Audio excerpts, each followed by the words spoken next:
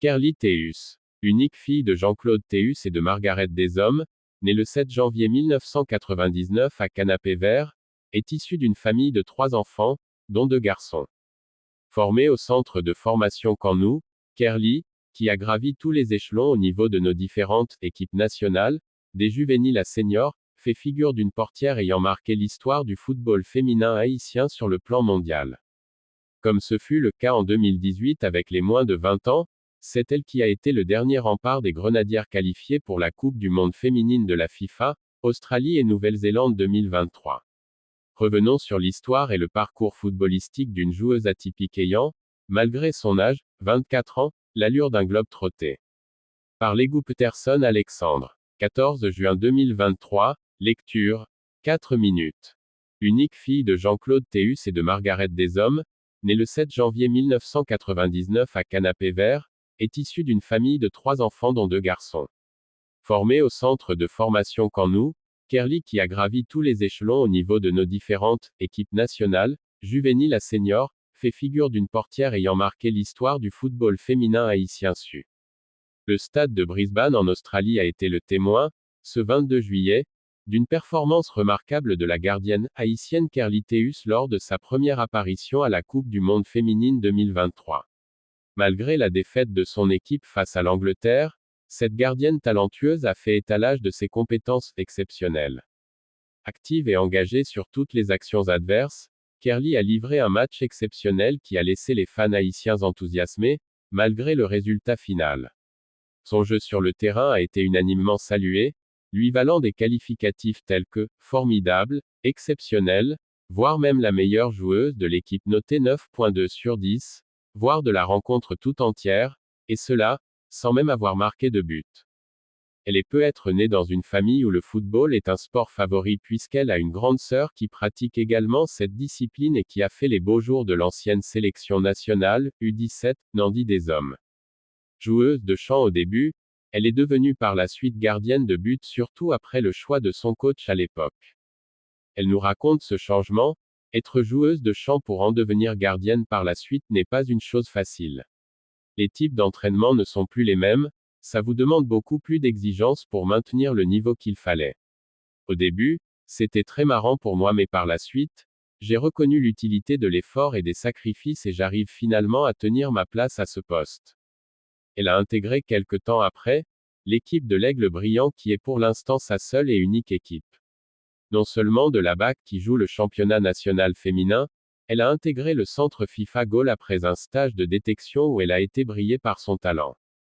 Kerli est sans doute l'une des meilleures à son poste depuis l'instauration de l'Académie Cannou.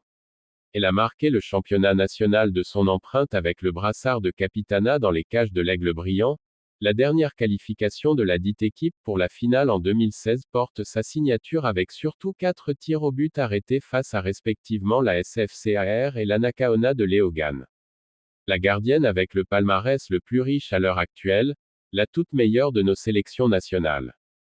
Kerli Théus qui doit beaucoup travailler pour maintenir son niveau et de même l'améliorer, a sans doute réalisé son plus grand rêve dans le foot.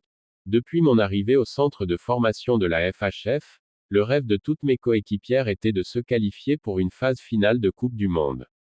Plusieurs joueurs, qui ont commencé avec moi ont abandonné au cours de route comme par exemple, Altride et Emanuela mais on a eu la foi et la conviction qu'on allait finalement arriver malgré notre défaite en 2016 contre le Canada. Malgré beaucoup de découragement, on y voit le bout du tunnel cette année et je suis fier. À côté de cette qualification qui restera gravée dans sa mémoire, son autre rêve est de décrocher un contrat à l'étranger pour continuer à montrer tout son talent. La gardienne qui a la portière américaine, Hope Solo comme modèle, veut voir aussi qu'un jour le niveau de notre championnat national féminin s'élève pour qu'à chaque éliminatoire d'une Coupe du Monde, Haïti puisse représenter valablement la zone CONCACAF. Fiche technique. Prénom, Kerli. Nom, Théus. Date de naissance, 7 janvier 1999. Lieu de naissance, Canapé-Vert. Poste, gardienne de but. Pied fort, droit. Club, Aigle Brillant AC. Joueuse étrangère préférée, Hope Solo. Joueuse haïtienne préférée, Geralda Saint-Ilus, Kensia Marseille et Angeline Gustave.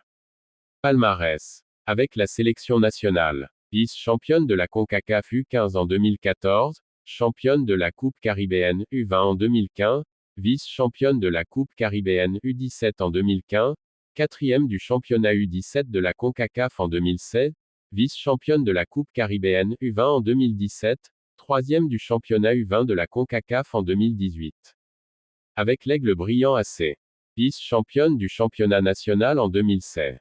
Récompenses individuelles. Meilleure gardienne de la Coupe caribéenne U17 en 2015, membre de l'équipe type de la Coupe caribéenne U17 en 2015, meilleure gardienne du championnat national en 2016. À lire aussi. Coupe du Monde, F, les stats qui ne jouent pas en faveur des Grenadières. Analyse. Attention Grenadiers, de très beaux défis vous attendent. Gold Cup féminine. Tirage au sort. Haïti connaît ses adversaires pour la phase éliminatoire. Mondial 2023. Nul historique pour la Jamaïque face à. Aimant d'une efficacité redoutable ont suscité l'admiration de nombreux spectateurs, qui ont été émerveillés devant cette gardienne talentueuse dès sa première prestation. Sur les réseaux sociaux, les fans chantent ses louanges et ses photos deviennent tendance. Kerli a été un véritable rempart pour son équipe en arrêtant de nombreux tirs adverses, évitant ainsi à l'équipe haïtienne de concéder une défaite avec un score bien plus large.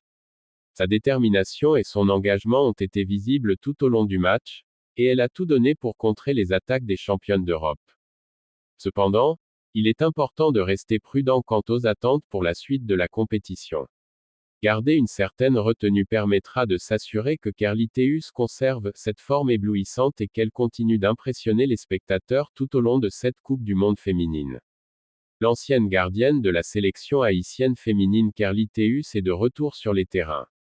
Hier samedi, elle a joué son premier match dans la USL Women's Championship avec le FC Miami City.